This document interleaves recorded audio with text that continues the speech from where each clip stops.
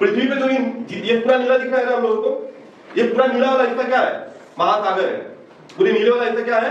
महासागर है। और जहां पे तुम्हें थोड़ा सा ये पीला लाल भूरा कलर का दिख रहा है वो भूमि का हिस्सा है। इसको हम लोग क्या किए हैं कि जो भूमि का हिस्सा है इसको 7 भाग में बांट दिए हैं। ध्यान से समझना कितने कितने हिस्से में बांटे हैं? 7 भाग में बांटे हैं। कौन कौन से 7 भाग हैं?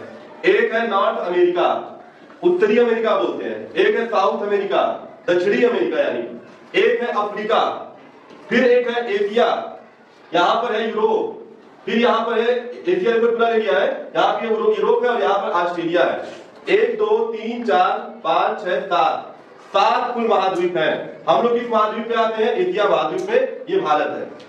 इतना ये पूरे देश में इतनी धरती है, पूरे हमारे अर्थ में कितनी धरती है? इतनी बड़ी धरती है। और उस धरती में ये भारत है जहां हम रहते हैं, और वो एशिया के अंदर आता है। एशिया कॉन्टिनेंट के महाद्वीप के अंदर आता है। अब ये जो महासागर दिख रहा है ना, एक यहाँ पे अंटार्कटिका भी है जिसको मैं भूल रहा हूँ कि इसमें एक हिस्सा है अंटार्कटिका। ठीक है, 1 2 3 4 5 6 7वां यही है अंटार्कटिका।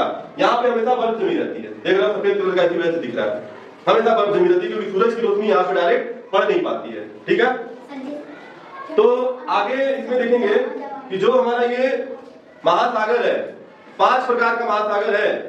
एक है पैसिफिक ओशियन, प्रश्न पूछा गया था पेयर में भी कि कौन कौन से महासागर होते हैं, तो कुल मिला के 5 महासागर याद रखना है।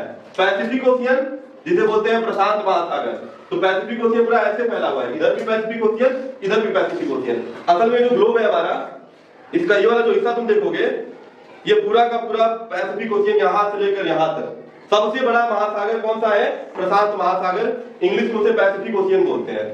फिर आता है अटलांटिक ओशियन, इन दोनों के बीच में जो है उसे बोलते हैं अटलांटिक ओशियन। एक ऊपर है यहाँ पर आर्कटिक ओशियन, ये ऊपर की तरफ है, नॉर्थ की तरफ बहता है। फिर ये भारत के पास जो है ये इसे बोलते हैं इंडियन ओशियन, यानी कि हिंद महासागर। यहाँ पर भी पैसिफिक ओशियन, वही प्रशांत महासागर है। फिर यहाँ पे नीचे की तरफ एक महासागर जिसका नाम है साउथर्न महासागर, दक्षिणी महासागर। मतलब कुल मिला के 5 महासागर हैं इस पूरे यहाँ पर। ठीक है ना, सभी लोगों को समझ में आ रहा है ये? ठीक है, अब हम लोग एक करके समझते हैं कि